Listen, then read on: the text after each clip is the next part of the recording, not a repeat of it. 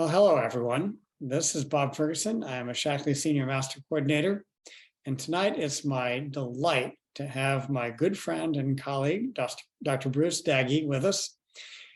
Bruce has had a lot of very illustrious positions, scientific positions in corporations like GlaxoSmithKline. But we got to know each other when he was the Chief Scientific Officer for Shaklee. We found that we had a lot of common interests, including in sustainability. I've asked Bruce to come on with us. He's retired from Shaklee now, but is still a great friend of all of us. Asked him to come on and talk about Shaklee cleaners and the whole idea of non-toxic cleaners. So we're going to put that in a bigger context, though, before we talk specifically about why you want to really make sure you got the right cleaners, or more specifically, not the wrong cleaners under your sink, and how that relates to Shaklee's entire product development philosophy. Then we'll get into the details of why you want to be really careful in the cleaning arena. So Bruce, thanks so much for being with me. My pleasure, Bob. Thanks for having me. Always a pleasure. When it comes to product development, companies genuinely have different philosophies as to how to do it, as well as having different levels of capability. And so, there's a question of once you've decided on a formulation, how are you going to determine who your ingredient suppliers should be, and the manufacturing site, and all those kind of questions. But before you get to that, when you're actually talking about the formulation, what, if anything, are you not going to use? How are you going to set the specifications for what you are going to use? And again, some companies really don't have the expertise. The company could just be basically a shell, a marketing group where they pick up the phone and they call somebody and they say, make us this supplement, or make us a supplement we could sell, or they might not know anything. And the same thing with cleaning products. They might not know anything, or they may have some expertise, or they may even have a lot of expertise, but have a different philosophy as to what the product should be. Whether it's a smoke and mirrors product in terms of a dietary supplement that really is not meaningful, but it's trendy, or how safe the cleaning product is, just as an example. So we're going to talk about cleaning products tonight, which is not what I normally do, frankly. I'm a PhD nutritionist. I'm really kind of on that side of healthcare. But obviously, cleaning products do have something to do with healthcare, right? Hard surface cleaners and other kind of cleaners are also important for our health, ideally in the positive way, but could be important to our health in terms of things that you might not want those products to do. So that's what we're going to talk about tonight. So going to talk about how to enjoy a healthy home by the choice of what cleaning products to use. This image that I have on the first slide, this was in the window of a dry cleaner that was near my house in California, and I thought it wasn't the best example of marketing. but, Oh boy! But they were trying to say, we're being careful on your behalf. So there you go. So in healthcare, we talk a lot about nature versus nurture.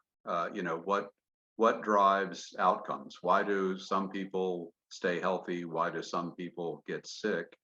How much of that is determined by your genes? How much of it is determined by what you're exposed to? Now, again, with my nutrition hat on, I talk a lot about the importance of what you put in your mouth every day. So we know full well that in the field of nutrition, your environmental exposures, what you're putting in your mouth, really matters a lot to your long-term health, and sometimes even to your short-term health. Well, the same is true for other things that you might inhale accidentally or on purpose. things that you might put on your skin or get on your skin. So these are the sort of things that we concern ourselves with when we're thinking about cleaning products. And we're living in a world where there are a lot of environmental exposures to things that we don't necessarily want to be exposed to. And this can be particularly critical for children because children are growing. Their intestinal system, their GI tract, is not as discriminating because it's in the business of absorbing as much as it can, and your cells are dividing. These are growing organisms. So children, for example, lead is much more hazardous because they're going to absorb more of it than an adult would. So we humans, through our industrial activities, have used lead in pipes and in paint and in gasoline and many other things. So we put a lot of lead in the environment. Pesticides, there's smog from cars and trucks. Fire retardants are a big issue now with the contamination of our water supply. Secondhand smoke, in indoor air quality issues from tobacco, industrial chemicals, and household cleaners. So all these things, are potential risks and many of them risks when you're at home. And I want to give a story from my young adulthood. I started to develop bad respiratory allergies when I was, I guess, in my late teens or 20s. And back in those days, I ended up going to see my doctor, and my doctor prescribed various medications, antihistamines and decongestants and whatnot. And my allergies kept getting worse, and the doctor kept writing prescriptions for stronger medications until when I was about 32 or so. I took one of those prescription drugs, and it just about stopped my heart. There was a call to 911. My heartbeat became extraordinarily irregular and stayed that way for a while. And there I was, 32 years old, a new father, and thinking, okay, is my life over? Where do I go from here? And so I said, maybe this whole medical approach wasn't the thing for you. So I started looking at making my home a haven, making my home a place where my allergies would not be triggered.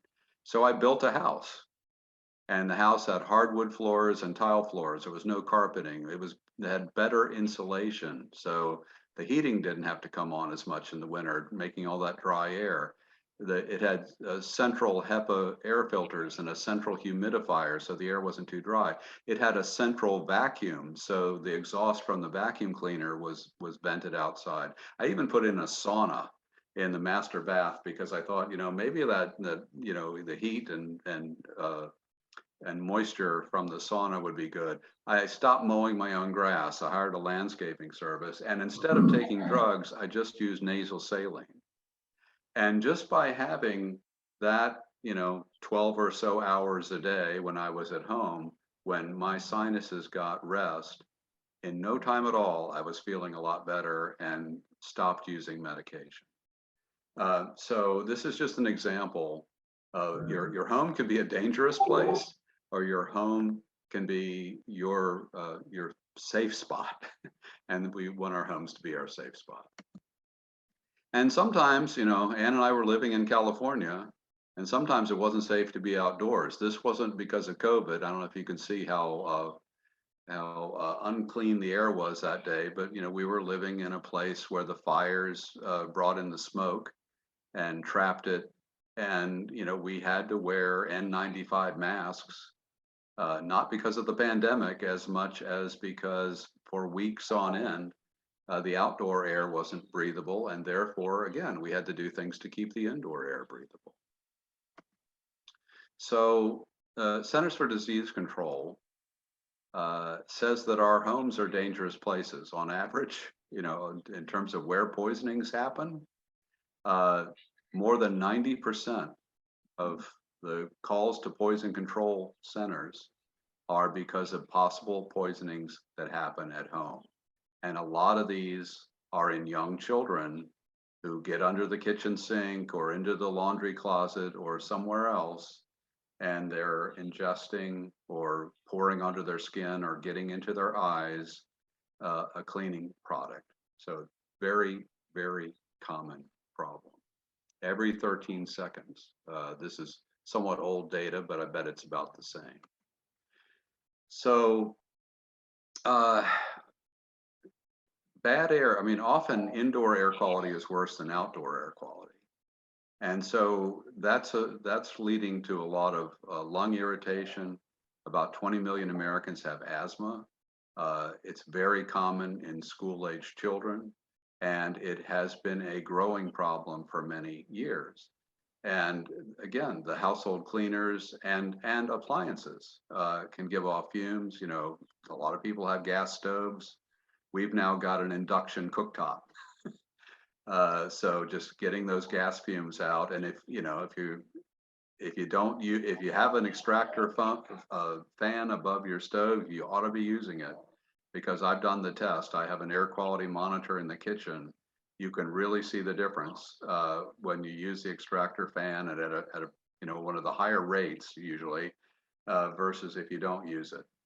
So there was this quote. We're conducting a vast toxologic experiment in our society in which our children and our children's children are the experimental subjects. This is the concern. We're exposing our children to a lot of synthetic chemistry that hasn't been on the market long. There's thousands of new compounds that are coming onto the market every year. With not necessarily the kind of long-term and extensive testing that would show that they're safe. And it's a real concern. So, you don't have to be talking about some exotic cleaning product either. I mean, most of us have heard of bleach, right? Bleach is around. If you read the label, which many people don't do, the label will be pretty honest about a product like bleach. It'll tell you it's a respiratory irritant, that it can make existing medical conditions worse, and that if you combine it with other cleaning products, it can be extraordinarily toxic. So again, this is in terms of calls to poison control centers, very common for cleaning staff. I know a researcher who was studying mainly women who were home cleaners, because that's largely what that business is, and also studying respiratory problems in janitors, very common, but also a real problem in our children. Now, every so often a new product comes out, and that creates a new opportunity for poisonings. Laundry detergent pods were launched in 2012, and this is a graph out just through 2013 of exposure calls in children younger than 6 years old, so 0 to 5. Poison Control Center calls per year for exposure to laundry detergent pods. These things looked like food or like candy. They're bright colors. Again, people often keep them under the sink, someplace where a kid could get a hold of it, or the parent just turns their back for 10 seconds and the kid scoots across the floor and bites into one of these things. So you can see very quickly after they were launched in 2012, the calls to the poison control centers rose to about 800 to 1,000 a month, just for that one new product introduction. And some of the exposures were not serious, but a number of them were. Some of these children were hospitalized in this period. I know at least one child died from exposure to a laundry detergent pod.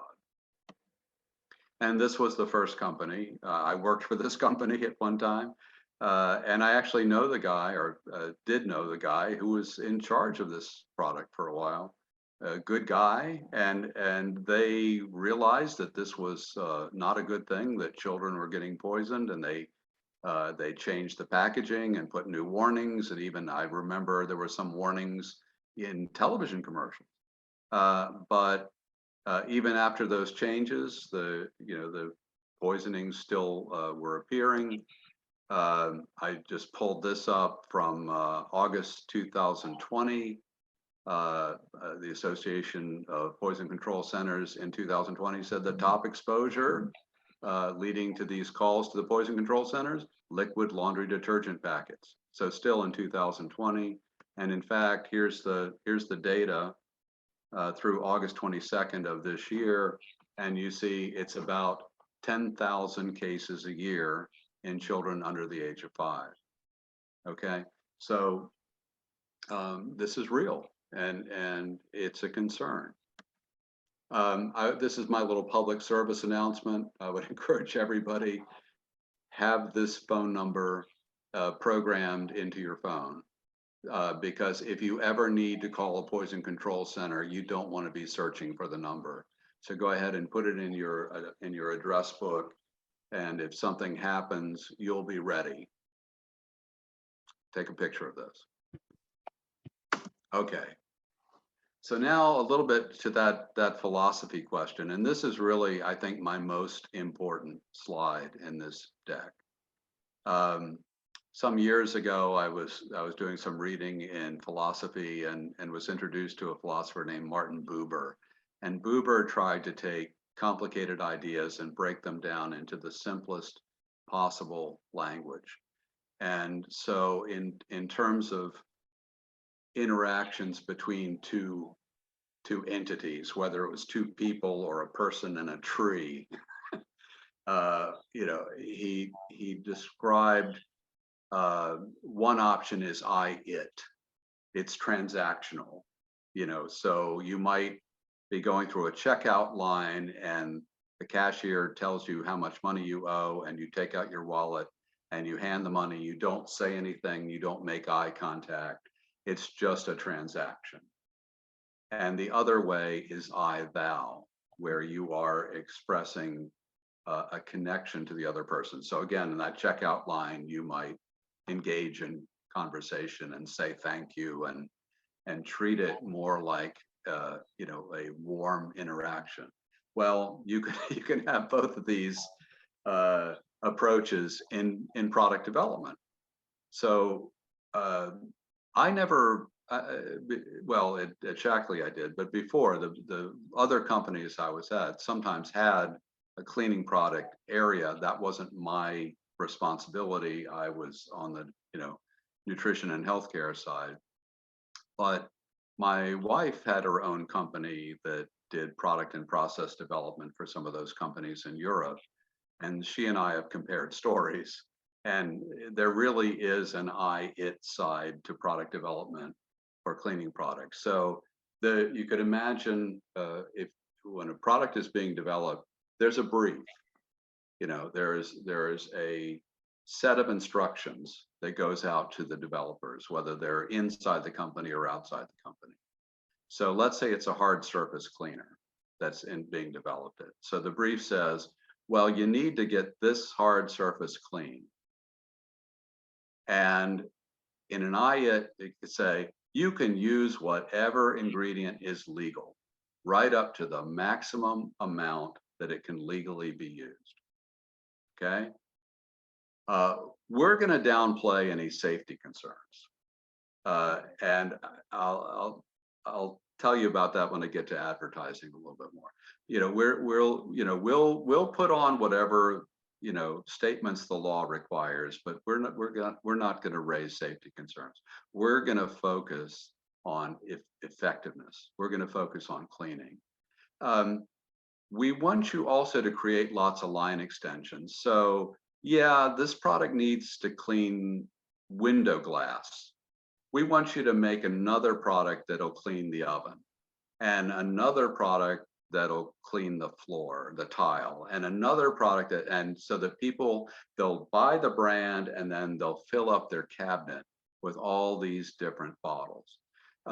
We want this to be something that we can sell in dilute form, because then they'll have to come back, every few weeks and get another bottle. That's really important, because that's where the money is. We need them coming back all the time to buy another bottle.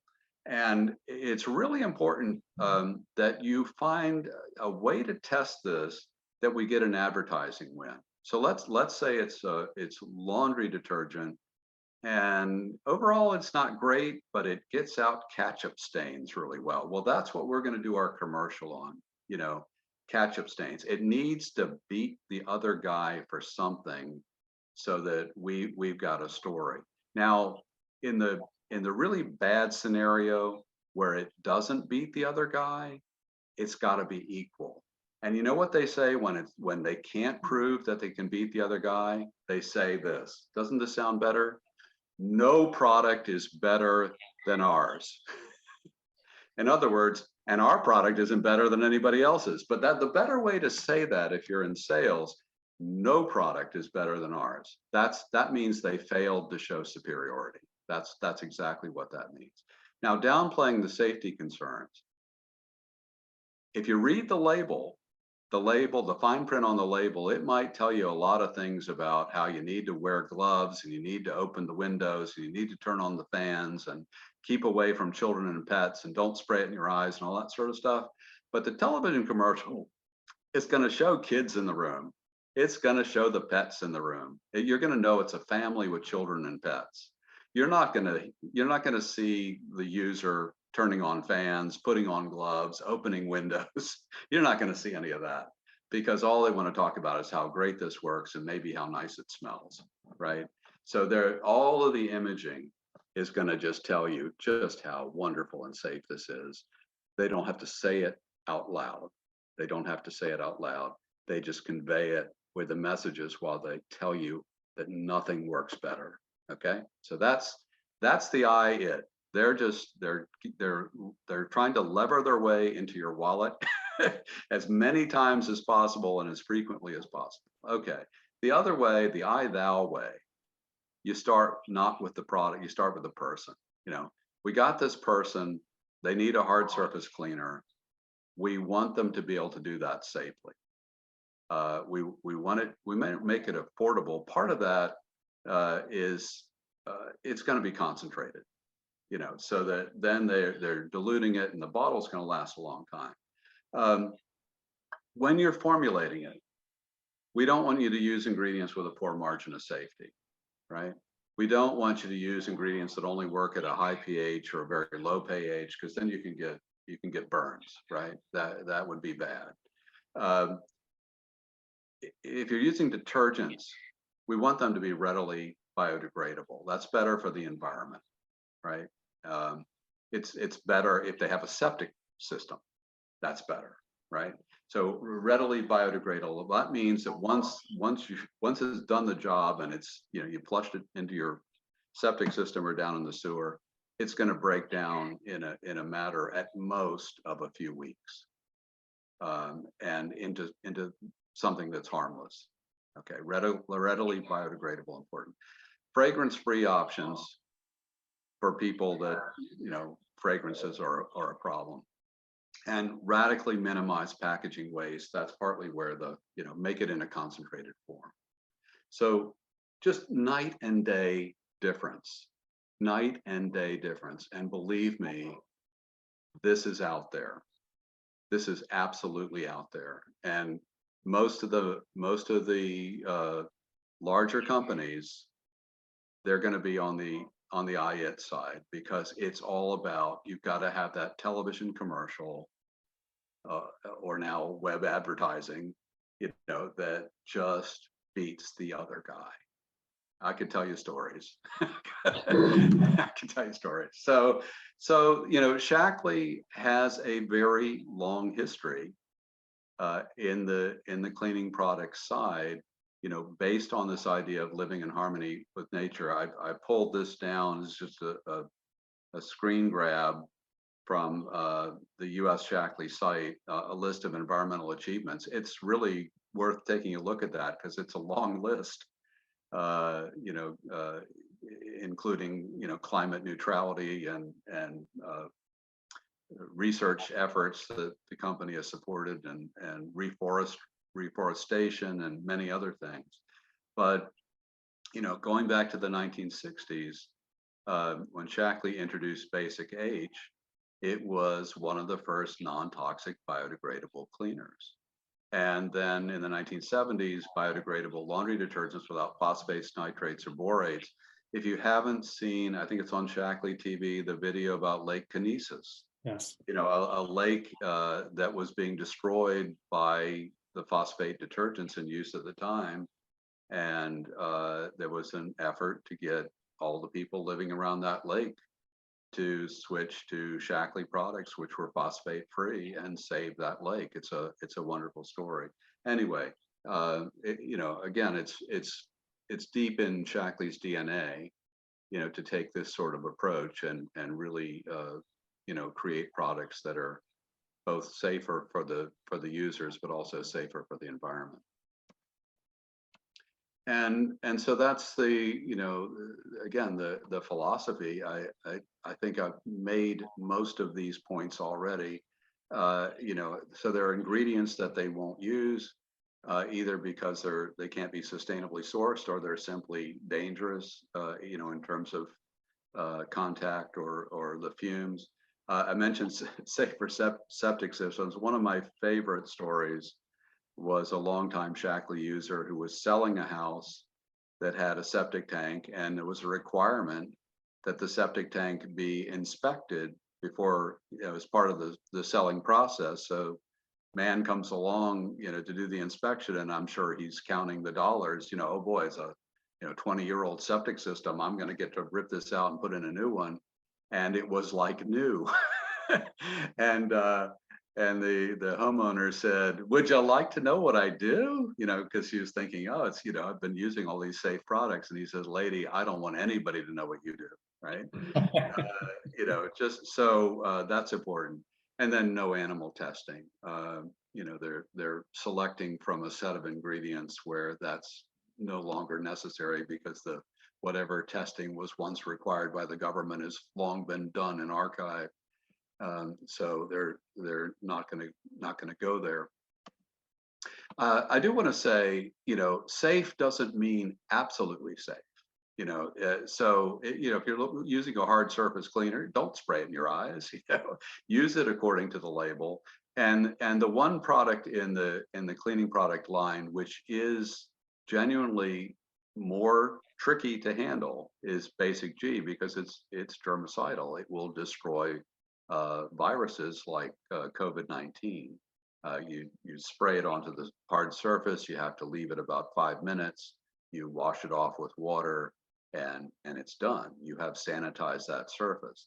But so if you look at what Shaklee says about that, yes, you need to wear gloves. You should wear protective eyewear, protective clothing, etc. So when it is necessary, because of what the product needs to do, that you have to take extra precautions, then obviously, again, read the label, follow the instructions. But many of the products in this line are just incredibly safe and non-irritating. One of my personal favorite stories, when we were living in California, we had some contractors around. The windows had gotten very dirty. At the time, Anne was visiting family in England, and I said, "Well, I need something to do. I'm going to clean all these windows." And so it's 2 drops of Basic H2 and 16 fluid ounces of water, and I go around and spray. And I think, I'm not somebody who normally does this sort of thing. I'm not that inclined, especially when nobody's looking over my shoulder and telling me to do it. But I said, this is so easy. This is just so easy. And I was having fun. And I did all the windows. And I was kind of sad that there were no more windows to do. So I did the car, And so I get done and I sent an email to Anne and I said, I just cleaned every window in the house and it was great. And she called me from England because she figured my email account had been hacked. You know, this was not her husband talking, no husband that she recognized anyway. But it really was amazing, you know, how effortless it was, you know, to get the windows clean with 2 drops of this cleaning hard surface cleaner in 16 fluid ounces of water. It was great. Um, and so in terms of, you know, what we're exposing our children to, this is Dr. Daggy many years ago, holding my daughter. And then the picture on the right, that's my grandson with the same daughter, just a couple of weeks ago. And we really, you know, we want to give our kids, you know, a great start in life. And I think part of it is really being mindful of, you know, the hazards that are in the house and avoiding the hazards when you can, and yet get the clothes clean, get the hard surfaces clean, you know, also, you know, watching out for, you know, you know, dirt, germs, you know, where these things are an issue. So this is how we can go about it. So let me just stop sharing. And you know, Bob, I know your mother, uh, Kay, started her business back in the day, Basic H as the core focus, right? Well, absolutely. In fact, I can't take credit for the little tiny first germ of our business. I was back from college at age 20, temporarily, and my mother thought she would put me to good use, and so she volunteered me to go help a friend get through a math course so she could become a school librarian. So I would go over once a week and do algebra with Nora. And one day she said, Bob, come into the kitchen. I got this amazing organic cleaner that I think your mother would be interested in. So put your hand out. So Mm.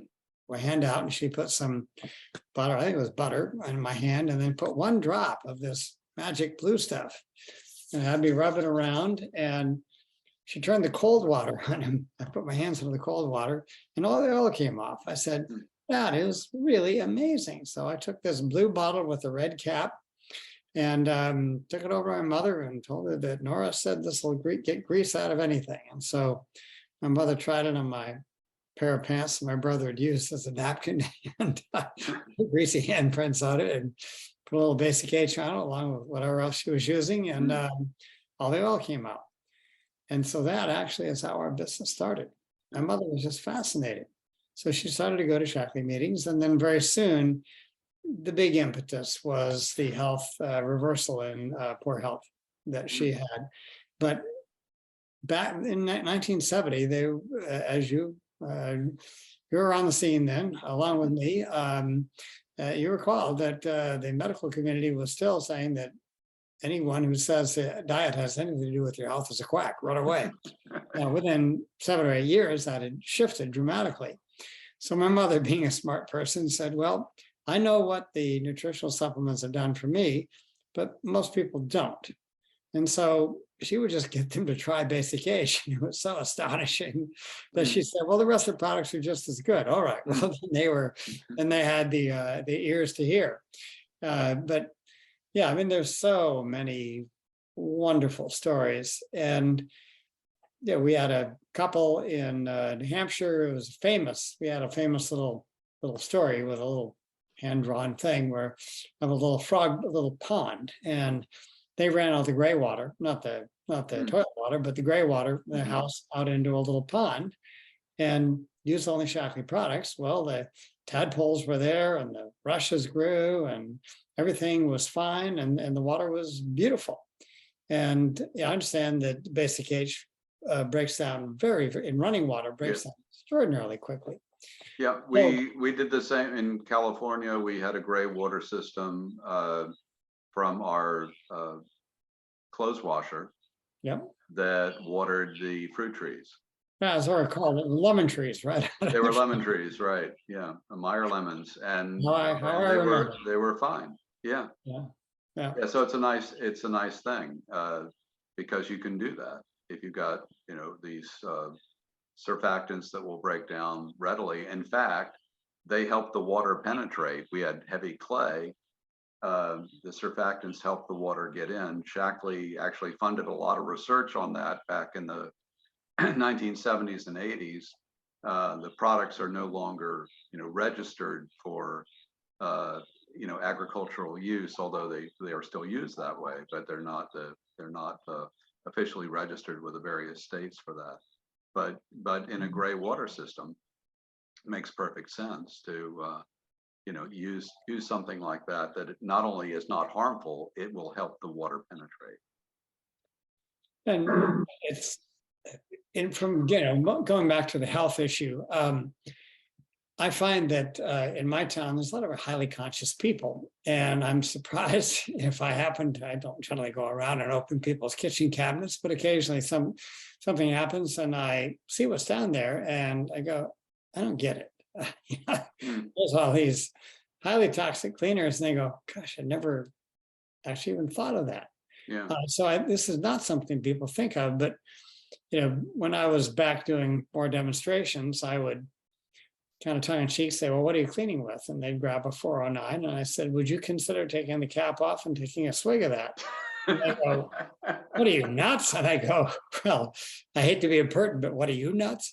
How do you use that? Do you ever spray it up around head level on your woodwork? The equivalent of our CDC, I think, did a study in Canada, long-term study, showing that women who didn't work outside the home had significantly higher cancer rates. And I think one of the posited mechanisms was a higher exposure to toxic chemicals. So, to kind of wrap things up, it is astonishing to me that we don't have more regulation, but we don't. And so it's crucially important that we understand that we really can damage our health. We can keep going on stories and story upon story, but you can really severely damage your health with cleaners. In fact, very likely the cause of my cousin's death, he worked in chicken processing plants, and he would use stuff to clean out the drains. And I'm pretty sure that's what killed him. It burned his lungs out. Yeah. So, I mean, that's, it's not vastly different though, because you can get a drain cleaner, a commercial drain cleaner, or a commercial oven cleaner, or a commercial tile cleaner that's probably every bit as toxic as the stuff that my cousin was using. So this is a no kidding kind of thing. And it isn't as if you have to compromise, as my mother would famously say, or these cost less, work better, and don't pollute. What part of cost less, work better, and don't pollute is a problem? And people say, well, nothing. Well, that's why my mother sold gallons and gallons and gallons of Basic H, which was the gateway for them to discover the other marvelous non-toxic products, including our personal care products, and then the nutritional products that you worked on so diligently for us. We really can, by reducing the toxic load and increasing the compounds that actually help our cells rebuild themselves properly and duplicate properly, we can live very effectively and very well long past the time that of old age. I mean, I'm solidly in the old age category, having hit the elevated status of 72. I don't know what 72 is supposed to feel like. I'm pretty sure I don't feel like what I thought 72 would feel like. Yeah, I think there are many 72-year-olds who would gladly trade places with you in terms of your health. So yeah, you're right. This one is, for me, is kind of a no-brainer. Of having safer options with no compromise. Yeah, less expensive, and particularly Basic H. I mean, when I sold the Basic H to a 22-year-old, I said, I know you're a pretty clean guy, Joel, but you're going to have a heck of a time getting rid of this bottle in less than 2 or 3 years. They paid $10 for it, $11 for it. When you look at all of the diluted cleaners that anyone who cleans diligently there, well, I hope so, Yeah. lives across the wall, the wall there. You know, it's just amazing. You can save hundreds and hundreds of dollars and clean more effectively. And I mention to people, and they agree after they try them. Once you've used the Shaklee cleaner, you'll never use another cleaner. Everything just seems so smelly or ineffective or whatever. So there is no compromise. Well, on that happy note, again, the philosophy carries over to the other products, but this is just an excellent category to illustrate the different approaches that different companies take, and they're all legal. A company that uses the harsh ingredients, if you call them up, they will say we are complying with every law, and I'm sure they are. I'm sure they are, but it's just it's a different way of looking at what the process should be. Right.